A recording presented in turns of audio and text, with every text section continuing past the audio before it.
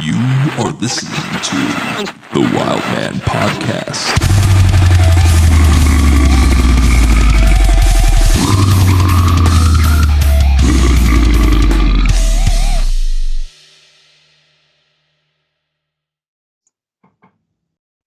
All right, recording. All right. All right. Right. Hi, I'm Jacob, and thank you for choosing the Wild Man Podcast. And this is my new co-host. If you care to introduce yourself. Hey everybody, my name is Che. I'm the new co-host for the Wild Man Podcast, and I'm looking forward to what 2025 has to offer. And I'm especially looking forward to interviewing Spitpool today. David, how you doing, man? I'm great. Thanks, guys. Thank you for having me on here. And I'll say it once more. I'm French Canadian, so don't hold that against me. I'm trying my best to speak English. No, sick, dude. And the accent's sick. It's excellent. Thank you. It's all good in the hood. Like I tell everybody I interview and before, I have no problem. Like the podcast has interviewed bands from Russia, Italy, so I've heard every aspect of accents in my lifetime now. Yeah, All right. Sounds good. going Mr. Worldwide. You know what I'm saying? Mr. Slam Worldwide. Pretty much, I'm gonna hopefully take over that. Yeah. Well, shit. David, tell us a little bit about your project, how it got started, and like I would say like what your three main influences are. Well, it started in 2022. I kind of started like writing lyrics. I wasn't in a project or anything. I just loved to write lyrics. And one of my close friends that I met in shows, Xavier Ouellet, asked me to write lyrics for a song, for like a slamming deathcore song he was planning on releasing. And then it started like this. We just went like, well, let's start a fucking band. So we started a band. I'm kind of in the back scene, like I do everything that's not related to music, if I might say, in the back end. So I write lyrics. I try to promote as much as I can. I try to book shows and everything. And Xavier back then did all the instruments, and we signed whatever. We got Zach Fowler with us to do vocals. So it went from there, and since then we had a lot of lineup changes, like people leaving for other projects or anything. So now we just switched lineups recently too. We were kind of in like international, like we were more of an internet band because we were stationed like in Quebec and also in the US. But now we're all from Quebec, except the vocalist Josh, who is in Ontario, and the drummer Drew is in Las Vegas. All right, that's fucking dope. So It's the first time ever in Spitball history that we are a full band, actually. I was gonna say, dude, that's fucking sick. Do you have any plans for live shows coming up? Well, we were supposed to play QCDM Festival in Trois-Rivières last year, but two of our members injured themselves like 10 days before the show, so we had no other choice but to cancel it. So we're pretty sad about it. We wrote to them this year too, to be able to hopefully save a spot for us at the next fest. It's a year thing. It's a yearly thing. So fingers crossed. Okay, hell yeah. How would you like describe the Canadian death metal scene where you're from? What do you mean? So I mean, like what kind of bands are coming out of there? Just what's the general vibe like up in Canada? Because I mean, there's a ton of legendary death metal bands from Canada. You know, like Cryptopsy, obviously, off the top of my head, for Beneath the Massacre. Despite Icon. Yeah. Despite Icon, I'm from Quebec too, where I am. Legends. So yeah, well, the scene is pretty much how would I put it? It's big actually. It's present. You can't, like, you won't meet someone with a deathcore t-shirt like on every corner, of course. But when you go to shows, like the scene is really tight knitted, if I might say, and like I have to say, I'm pretty sure it's like every other metal scene around the world. Like, you know how metalheads are really cool with each other and very friendly and everything. So I think it's pretty much the same up here. Dude, hell yeah. That's what's up, man. Do you take like influences from other media whenever you're writing the music for Spitpool, like movies, books, anime, anything? I for one of our single called "The Inhuman Descent," I inspired myself from Dante's Inferno. Okay. The Oh, old dude, that's school. fucking sick. Yeah. So that's about it. But aside from that, I don't have any other media influences, if I might say. Okay, yeah. For sure. Like definitely like it's definitely cool seeing the Quebec scene growing and flourishing like that. It's definitely unique in all aspects because like Despised Icon are those legends that everybody knows now. Yeah. Totally. Like I never thought like I talked to Alex here and there from Despised and I'm just like this. We need another tour in the States and he's all like this. Well, visas are a bitch. That's always a shame. You plan on playing any shows down here in the United States, David? Well, we would like to, like Jacob just said, visas are. I never like applied for one, but I've heard that it's pretty complicated. But hopefully we will. Of course, we want to do shows locally first, obviously. But yeah, it would be amazing to go down there. Hell yeah. Freaking what are some bands that are up and coming right now, like in your peer group and scene that you would want people to check out? First of all, well, our new guitarist, David Rioux, is the guitarist from Puritan Perversion. I don't know if you heard about them. Feeling Perversion. No, I gotta check them out. Puritan Perversion. They just released an album. It's pretty dope, man. It's straight up slam actually. Okay, yeah. Are And you also? Oh, sorry. Go ahead. also, I would like you to check out Observance if you don't know them already. All right. Hell yeah. They're fucking Quebec deathcore powerhouse, man. There are 6 members in it, 2 vocalists, and Oh wow. what's great, I've seen them in shows like multiple times, and what's great is that the 2 vocalists have actually the same range. So it's not like one does highs and the other one does lows or whatever. They are like sick vocalists. Yeah. You got them up. Blare that shit up, right? Yeah. Are you guys self-recording your own music? Yes. Okay, that's fucking sick. Yeah, no, I think that's like such a game changer for so many bands today that like people are able to produce their art themselves without having to go to a studio. You know, it's kind of like total creative freedom. Yeah. Plus, studios are expensive as shit. I think it is worth it in a sense if you need that like actual audio engineering and stuff, but just the amount of shit that we can accomplish like in our bedrooms, it's unreal. You know, Yeah, totally. almost like 10, 20 years ago. Yeah.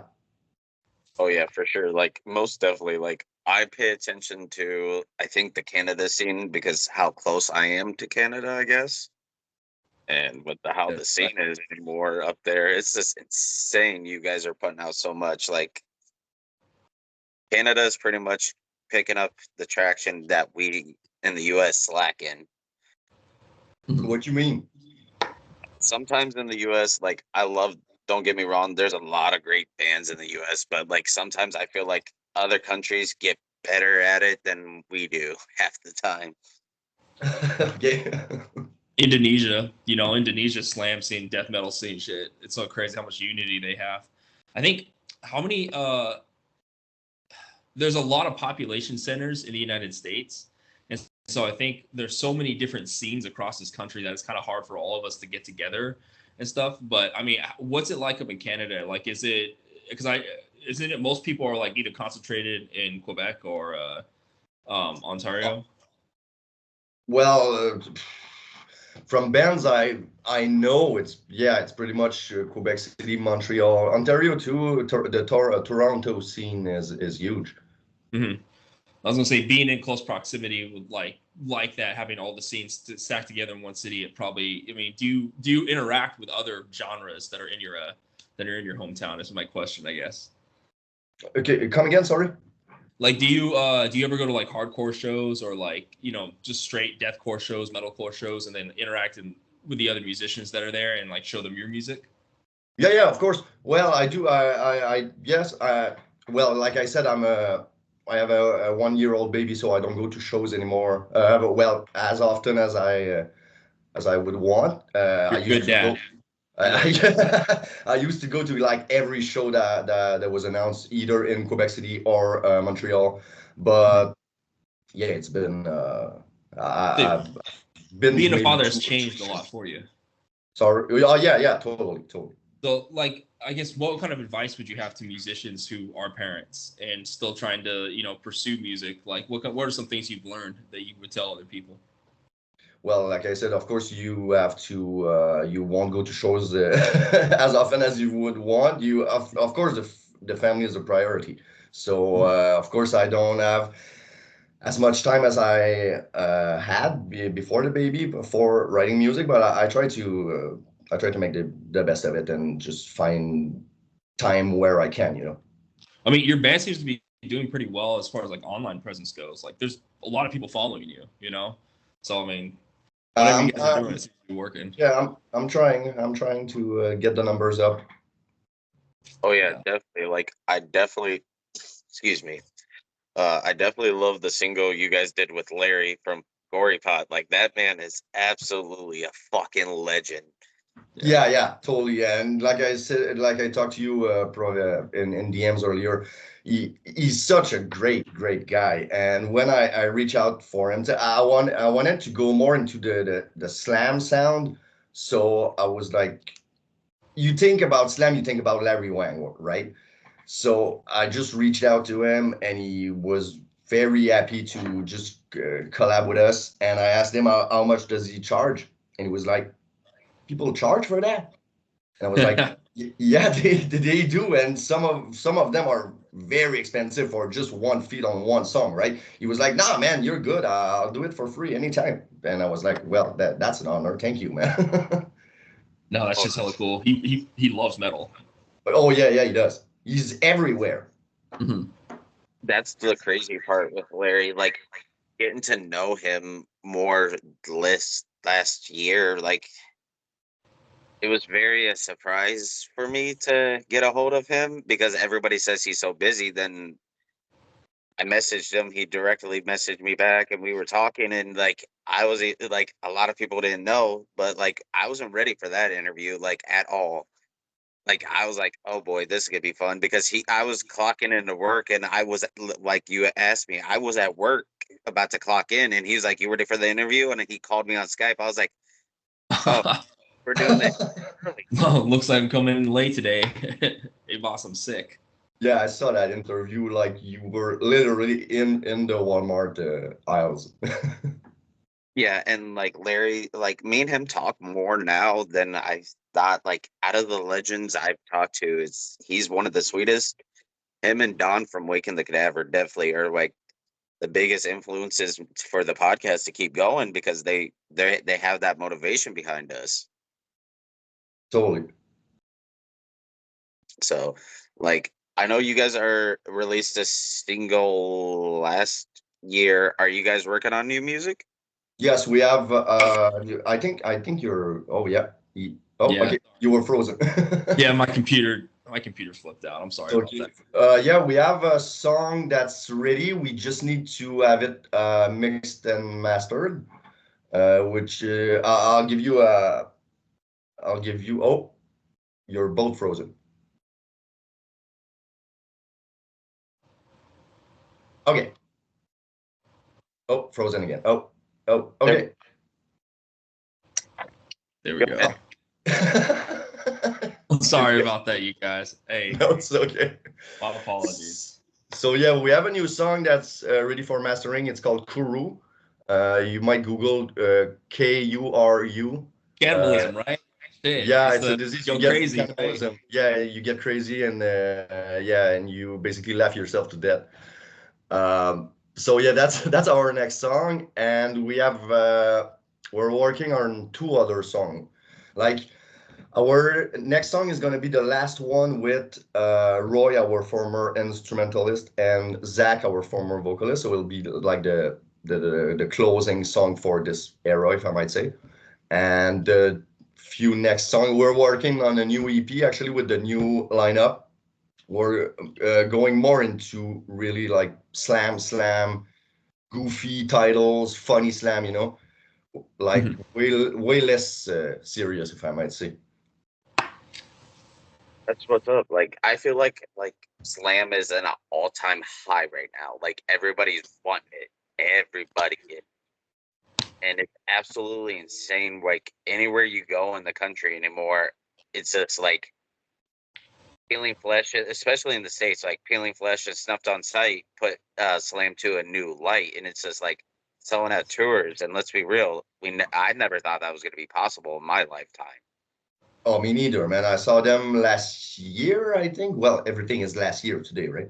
But I saw them, yeah, I think one or 2 years ago, in here in Quebec at the capital. It's like a very, how could I? It's like very a neat venue. It's like very clean, and it's like a theater.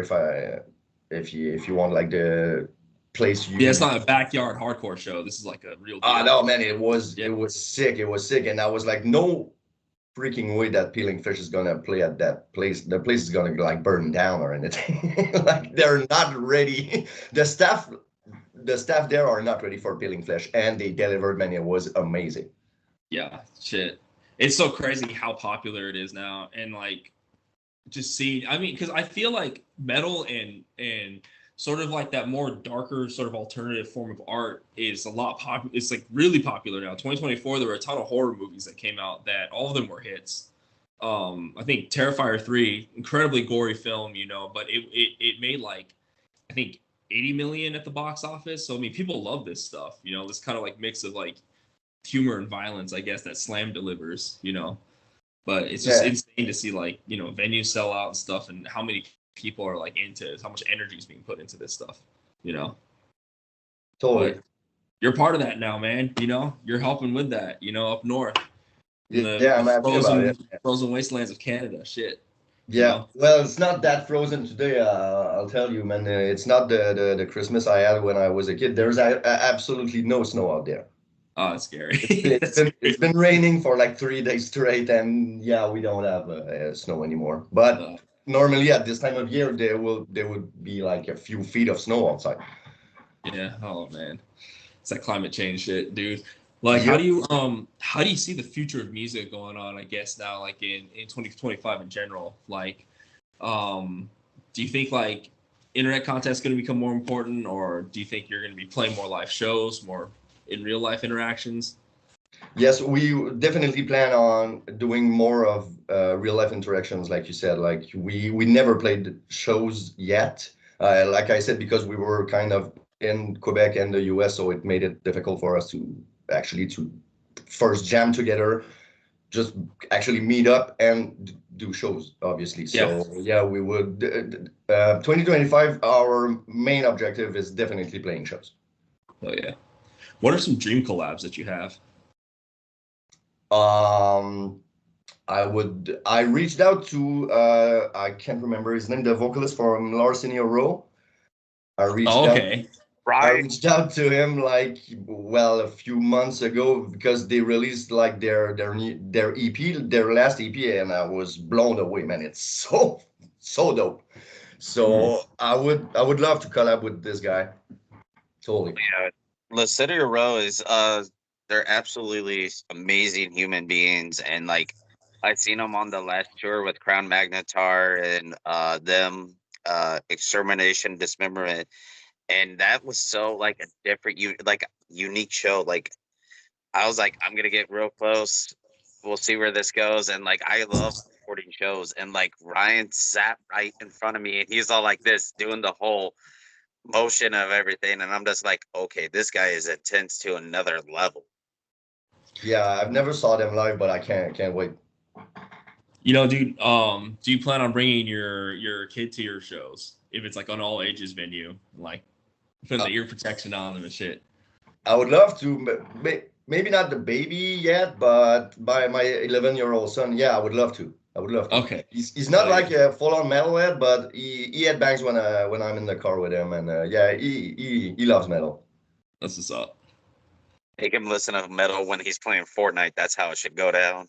All right. He actually does. So that's that. You know, you could probably like record a song with him, have him like do like gutturals and pitch shift his stuff down. That's what I do with my son sometimes. Like I'll just like fart over a little riff and then I'll pitch shift his vocals down, and he thinks it's hilarious. That's a great idea. That's a great idea. That would be fun, man. Yeah. You know, the cool thing is like, you know, even though you can't really attend live shows like just casually the way you used to before you had the baby, playing more live shows with your own band, you know, that's like your chance to get plugged back into that scene, you know. So like Totally. That, like I said, yeah, that's our main objective for 2025. That would be future's bright. That would be sick. And I'm good friends with John from Necrotic Gore Beast. So yeah, he already knows. Well, we have him on a feed too, but he already knows we're looking for opportunities to play live shows. So fingers crossed, we might open for Necrotic Gore Beast in 25. Who knows? There you go. Might even tour probably. That would be great, but with the kids, it's difficult to tour, you know. But yeah, it would be amazing to tour with these guys. Oh yeah, for sure. Those guys are very sweet and very humble. I've talked to them a couple times, and like they're very sweet. And like I never growing up, I never thought like talking to bands from other countries would take this far. But like me talking to him, they're very, very humble and very loving and caring people. Yeah, they are. Totally. And I give them shit. I'm like, we need you in the States. They just came back from a tour, actually. Yeah, and I missed it. Sucks. Did you ever saw them live? No, but that is a goal for 2025. The goal this year is to hit more slam shows. So where I am, me and Chad are in two different areas of the United States. I'm in Iowa and he's in California. So like we hit different areas, and like I go to Chicago, Milwaukee, Minneapolis for shows. Okay. Now I'm hitting the West Coast and the Pacific Northwest for a lot of my stuff, and even out to Texas. You know, I might possibly be New Standard Elite is holding a festival in November. I might be stagehanding for that. So, yeah, hopefully I can get there, talk to some sick ass bands, because I was there for Domination Fest and that was cool. That was really cool. Yeah, I bet. Oh yeah, like the music scene anymore, like a lot of people don't know. That's why I started posting on Slam Worldwide, like that group on Facebook, because I feel like people need to know behind the artist and everything, and everybody needs to know who are the artists behind the scene. They're just not musicians. They don't go home and just like, I'm gonna play guitar today. No, they have a regular like job, or they have kids. There's more behind the scenes than, oh, I'm a big fan of your band. Cool. That's nice and everything, but I also have a family. This is who I am. Right. I mean, I guess my next question would be, David, like what's a song or a piece of art you've produced with Spitpool that's like that means a lot to you personally, that you kind of put a lot of personal energy into, kind of like your own backstory into it, I guess? Well, I would go with probably, well, my favorite song of Spitpool is Inhuman Descent with Danny from Salem Burning. Well, the Dante's Inferno one I was talking earlier. Yeah. But like I said, it's inspired from a book, so it doesn't really tell anything about me. But aside from that, I'd say probably the other song on that EP called Captive. I talks about loneliness, anxiety, and things like that. And also the song Where Am I, which also talks about like mental health issues, anxiety, and everything. Those sound like very personal titles. You know? Yeah, thank you. But yeah, like I said earlier, from now on, that was like the first era, well, second era of Spitpool, whatever. But now we're going more into a goofy, slam, funny title. So I love I love listening to slam album and just like the song pops up on my screen in my car and I'm like I'm just laughing because it's so ridiculous. Like I love funny slam titles. I Oh mean, yeah, obviously. You know. my favorite one of my favorite slam songs is from Adderall is "Gay for God." Yeah. Yeah, that's hilarious. Man. You guys probably know the one man band Big Chef? Yep. Who? Big Chef. Big Chef. No, I need to check him out. Okay. Yeah, look, check him out, man. He's a one man band, and you'll know when you see the song titles what I was referring to. Yeah. Okay. Like All right. I think is one of his album is the title of the album is just like I'll look it up real quick. It's like iPhone 4 free giveaway or something like this. Oh, nice. Okay, Do you like Miles? I don't think I know him. He's kind of like a jokesy rapper, like internet rapper, but he's pretty funny. But I need to check this shit out. Big Chef. It kind of the Yeah, vibes I'm getting from this artist so far kind of reminds me the of. name of the album is in all caps free iPhone 4 giveaway. Click here, click here to win free iPhone 4. That's the name of the album, man. Oh, this artwork's cool though. I mean, Yeah, the yeah, dog in the field. It's from Australia. yeah. He always has his dog in on the Damn. cover. One of my favorite slam bands is Hive of the Mantis. Oh yeah, man. I just listened to their last album or EP like last weekend. Man, I was blown away. That is some great slam. I believe he's a one man band as well, and like one of Oh, his really? songs talks about furries. Yes.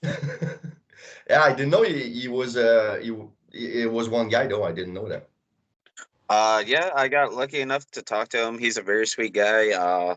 We Nice. talked about like everything, and like I was like this. I love everything you're doing with the Raccoon City, like the EP about Raccoon City. It's just like, Oh yeah, that one was great, and with all the samples, like the fake samples of Resident Evil, but just saying like ridiculous shit. But yeah, that one was great. like, no, Leon, I don't want to be stuck in the table. Like, Yeah, that's hilarious, man. and like a lot of people don't realize like the shit's supposed to be funny. It's like slam gets taken to a new level because they use the samples. Yeah, Yeah, it's mixing humor and violence. It's always a potent combination. Like, yeah. I'm sure you guys remember Suicide Silence back in the day when they did the Family Guy sample. Yeah. Oh Right. yeah, oh yeah. I forgot about that. Freaking Devil Wears Prada when they covered the SpongeBob theme song. That's like a MySpace throwback, but like I'm showing my age right there. But yeah, that was really iconic and funny. I remember thought it was the most hilarious thing I'd ever heard when I was, Yeah, yeah, 12. yeah. That was sick. That was sick. Well, we're planning on using probably for the next EP Trailer Park Boys samples. Oh, there you go. Yeah, it's Canadian, right? And it's just like a Canadian masterpiece. It's a gem, and it's so ridiculous. There's nothing like it out there, honestly. Yeah. Man, I feel like if you want to understand what you like about music, you kind of have to understand what you like about television shows and movies. And if you kind of understand how those flow and stuff, it helps out with your songwriting too. But it's kind of my personal opinion. oh yeah, for sure. Like I feel like David, you should do a sample from Letterkenny now. From what? Letterkenny, Oh, it's same producer of Trailer Park Boys. He did his show called Letterkenny, okay. I didn't know that. and like if I ever started a band, there's a part in the show where they're all like this. They're talking about like girls having like an orgasm. They're like, yes, yes, yes, yes, yes. I need to check that out. I think it's on like season 3 and like the or 4, and it like the way how they talk to each other. They're like this. How are you now? Good, and you? Not so bad. Sorry. And I'm just like this. Like a lot of like slam. Like the best way to listen to slam, in my opinion, high off your ass. Yep. Yeah. Can't argue with that. Straight edge kids, back the fuck off. Your guys' artwork for your album art is absolutely insane. Which one? All of them in general. All of them are insane, bro. Thank you, man. Like I told you earlier about, well, a few days ago, it's all AI, so there's like mixed opinions about AI, you know, but there's also the fact that we're still a small band, and since the beginning we were always like 2 or 3 members in the band, so way less budget for artwork and mixing and everything, you know. And now right now we're 6, so we'll have more budget for it. Our goal is sometime, well, in best case scenario is to have real artworks and not AI, you know. But we'll see what the future brings. You're doing what you got to do, you know. Yeah, and we don't, like, you know, you guys know, you don't enter the metal scene to make money, you know. You enter the metal scene to spend money. It costs a lot. Yeah. So yeah, we save where we can, and we paid for a few AI, actually, like good artworks that were Photoshop and worked on, not just like prompts and everything. But yeah, we'd love to have real artwork, if I might say. Oh, I mean, yeah. there's more of you now, so you can all like shoulder that cost together.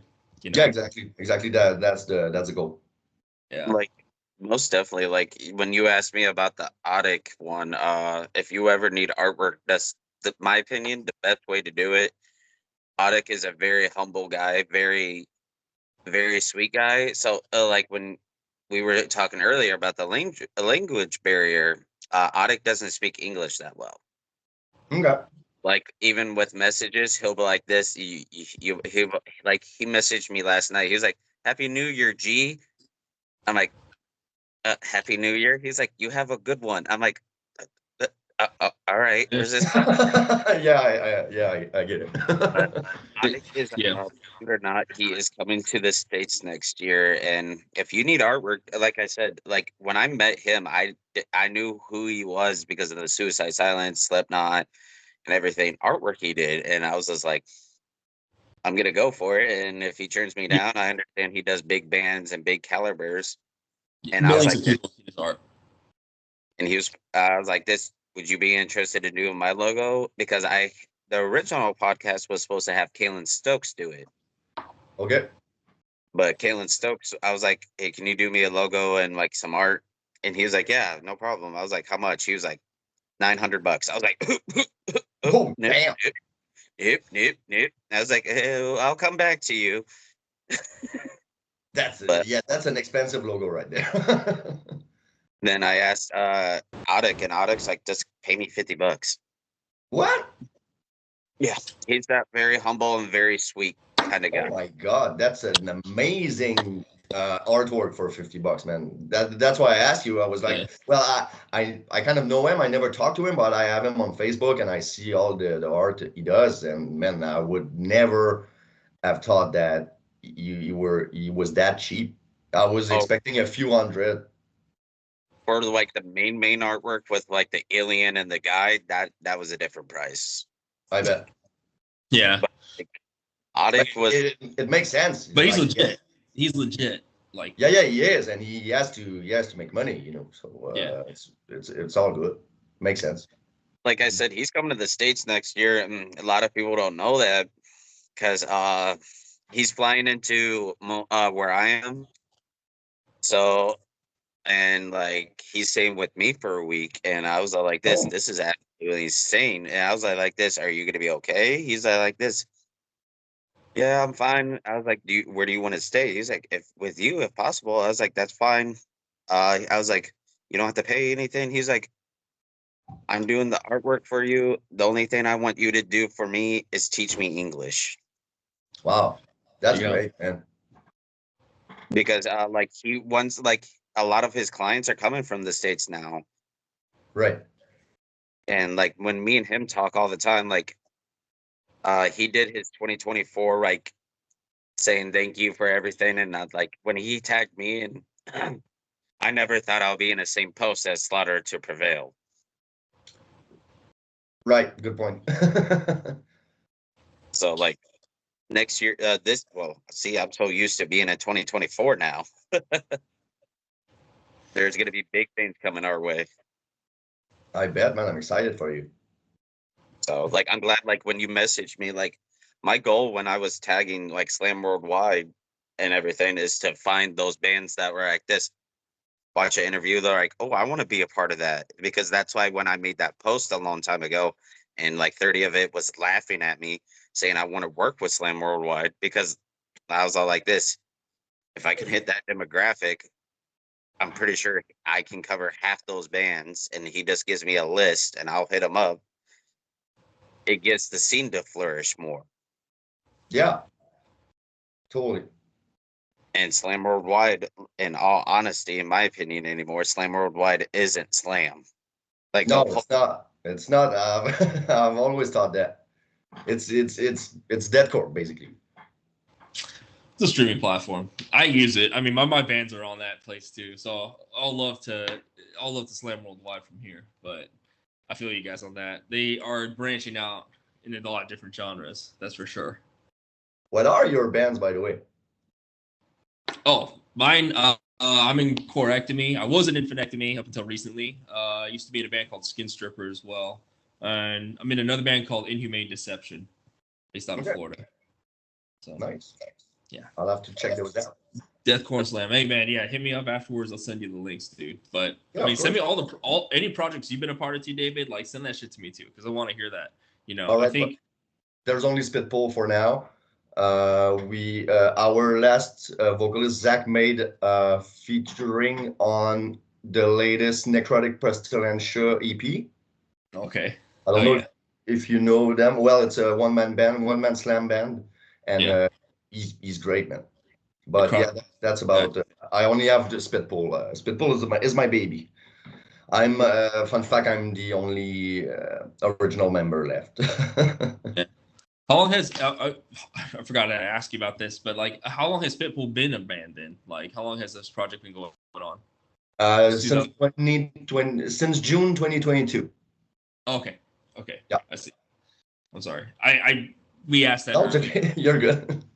I'm oh yeah, sorry. definitely a band. Like I listen to a good chunk of music when I'm at work or when I'm on my way to work. And like I was listening to you guys on the way to work yesterday. And like I blare music. That's how my bosses know I'm at work. All you hear is like some nasty like guitar go, and my boss is all like this, fuck yeah, metal. Well, I'm like this. You listen to Judas Priest, calm down. Yeah, I was at work the other day. I was filling in for someone at another store, not my store, and he put on some Metallica, and I was like, well, okay, not bad. Well, it's better than like pop music like Taylor Swift or what you normally hear in the stores or fucking Christmas music. So I was like, okay, not bad. He's like, yeah, we all listen to metal up here, like Metallica, like you said, Judas Priest, AC/DC. He's like, you listen to metal too, right? I'm like, well, yeah, but no, that's not the same thing at all. And I just put Some Quebec to me, genres. like, I just put on Quebec to me, our song with John from Necrotic Gorbis, and he was like, oh, okay, metal, metal. I was like, yeah, metal. Yeah, I have my boss listen to the other day. We had a speaker. I had him listen to Sansa Sugabog. Okay, yeah. He's like, "What the hell is this?" I was like, "Oh, this song's called Black Market Vasectomy." He's like, "The Good fuck are morning. you listening to?" Hmm. But like this, like I think it's funny when like people that come up to me, especially like I feel like any you wear a band T-shirt and someone come up to you and be like, "This, I can't read that logo, so I don't know what it is. So I assume you're a devil worshiper." Yeah, word. My Tridecalf parents right now, they think I worship the devil because I play death metal. So that's what they think. But you know, I used to play Defeated Sanity on the speakers when I was working at a gas station like back in 2021, and I got fired like after 3 months. Oh no, They're like, you that? can't. Yeah, it was over that. They're like, you can't play that music. Like, Come on. I it was like I worked the graveyard. I was working the graveyard shift, so I guess it made people feel off somehow that there was like a guy in there listening to that music late at night. But it's whatever. Yeah. when I used to work at Wendy's as a manager, I used to wear a band T-shirt because I used to have to wear the button-up shirt and everything. And after 10 o'clock, I would just unbutton my shirt, throw my manager shirt in the office, and I would just take orders out and be like this. And they're like, do you even work here? Because I would be in a band T-shirt. I'm like, yeah, I'm the boss. What's your order? I think the most fucked up thing, like back in the day, I had like one of the early Acacia strain freaking T-shirts, and they're all like this. What the fuck is it? Yeah. Yeah, I keep forgetting, like, there's so many people that, like, they only listen to what's on the radio. Like, they love music, but in a casual way. So then when you show them, like, really extreme art like this, it's, like, incomprehensible. It's like they're seeing an Eldritch being for the first time. Like, what is this? Like, Yeah. it sounds like a biblically accurate angel, you know? Right. And that's how we're supposed to be. Like, this, like, a lot of people don't realize, like, my boss, before she knew anything about metal, she knew I just wore band T-shirts, but like she dug into it, and now she's listening to, like, once in a while she'll let me like play my phone out loud, and like I'll be playing Dying Fetus in the back, and she'll be like, this, that's a mean guitar. I'm like, Yeah. this, you're like 50 years old. I think too, probably with the humor, like, it also helps, like, if someone who doesn't usually listen to that music, then they hear like something funny in the middle of it, they're like, okay, wait a second. Like, now I can kind of relate to this, you know? But Oh yeah. We all saw what happened at Jimmy Kimmel too. yeah. That was amazing, man. The reactions and the comments.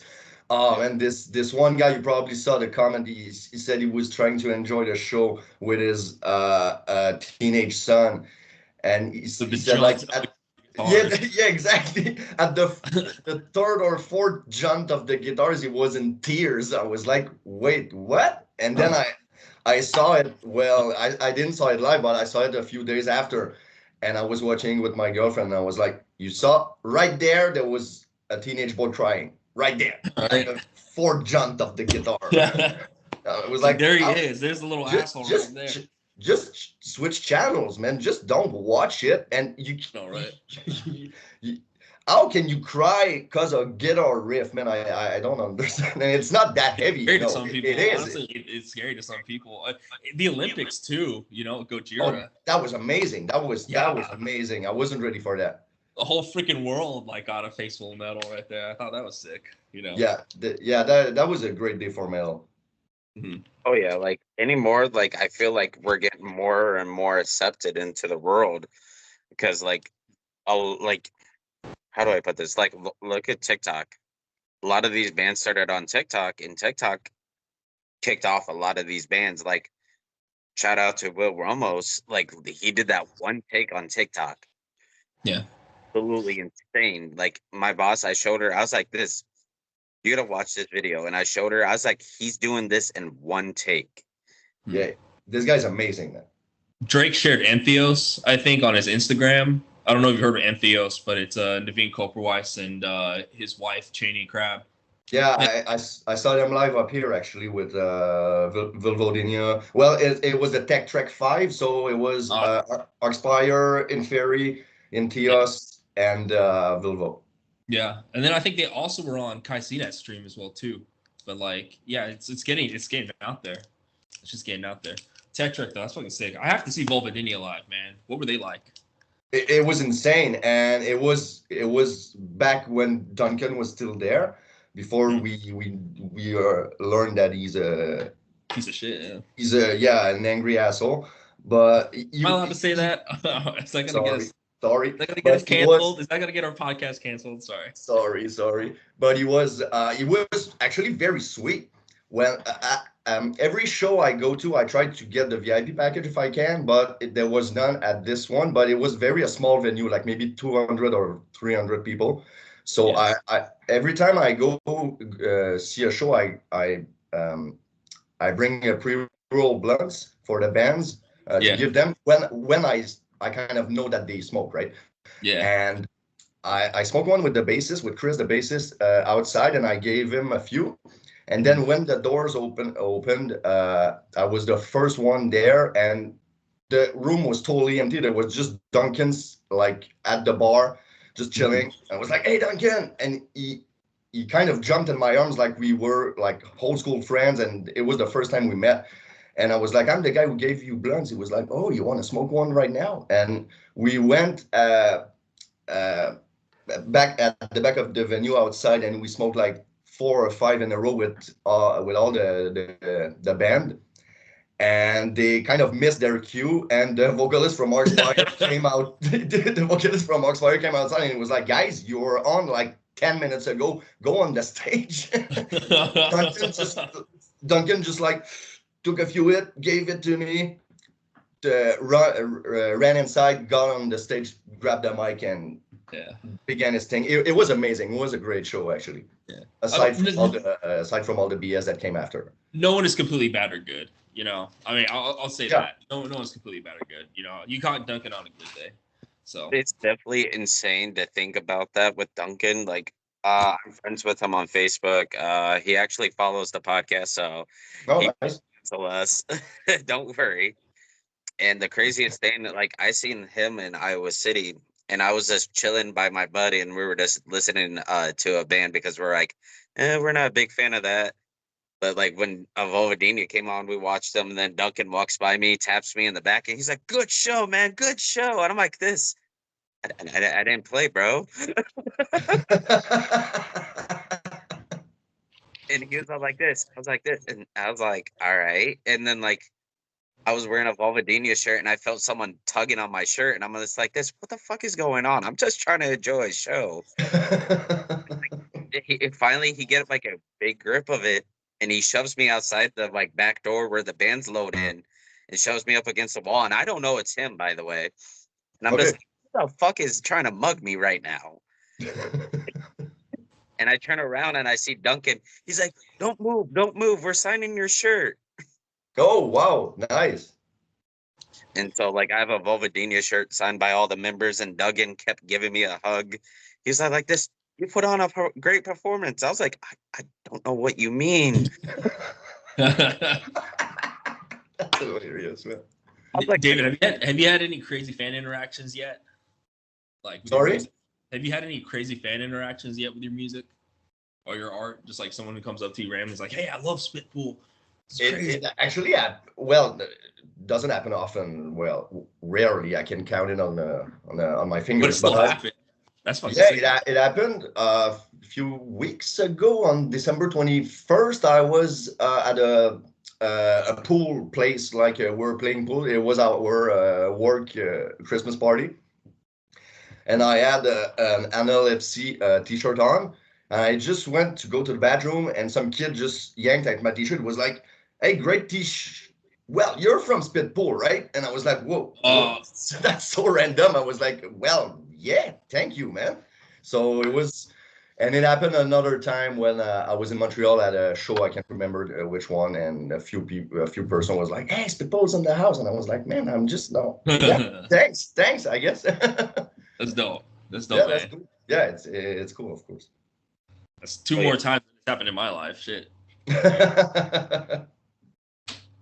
shit, I like that's what I love about the scene. Like, if they know what you are, especially if you're putting stuff out on the internet, a lot of people know who you are now, and it's just like here soon, Jay, you're probably gonna realize that like I'm sent like Wild Man podcast shirts are gonna be out in the wild, and you're gonna see it and be like this.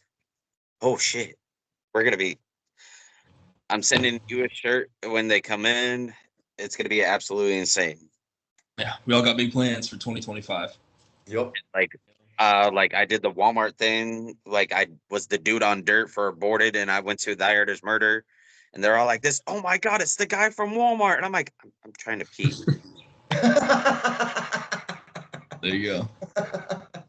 I'm just like, I'm gonna take this vest off and go hide.